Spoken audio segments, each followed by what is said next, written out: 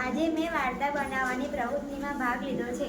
તે વાર્તા આ શબ્દ પરથી છે. એક સુંદર મજાનું ગામ હતું. તે ગામનું નામ રાજનગર હતું. રાજનગરના માણસો ખૂબ ભોળાભાળા હતા. તે ગામમાં 10 થી 20 ઘર હતા.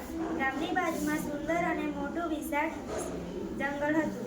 જંગલમાં ઘણા બધા પ્રાણીઓ રહેતા હતા અને તે જંગલના પ્રાણીઓનો રાજા સિંહ હતો.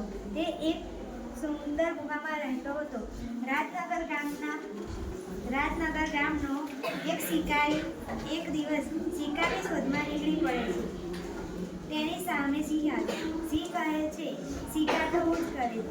સિંહે એક વખત કહ્યું એટલે માણસ કહે છે, હા, તમે શિકાર કરી લેજો. અને સિંહ આખા જંગલમાં આમ તેમ ફરતો હતો. જંગલની મધ્યમાં એક સુંદર મોટું તળાવ હતું. તળાવની થોડી દૂર એક વિશાળ મોટું ઝાડ હતું. ઝાડની બાજુમાં એક સુંદર મજાનું સસલું બેઠેલું હતું. તે સિંહ જોઈ જાય છે અને વિચારે છે કે આજે તો મને ફરતા ફરતા શિકાર મળી ગયો. અને તે સસલાને પકડવા માટે દોડે છે. સસલું દોડી દોડીને થાકી જાય છે એટલે તે ઊભું રહી જાય છે અને સિંહ તેનો શિકાર કરી લે છે. સસલું કહે છે કે ગામના માણસો મને બચાવો, નહીંતર આ સિંહ મને ખાઈ જશે. ગામના માણસો પ્રાણીઓનો બચાવ કરવા માટે એક પિંજરું લઈને સિંહને પિંજરામાં પૂરી દે છે.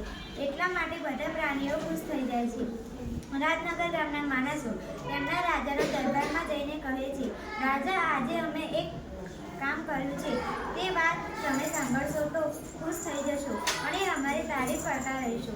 ગામના લોકો કહે છે કે આજે સિંહ સસલાનો શિકાર કરી રહ્યો હતો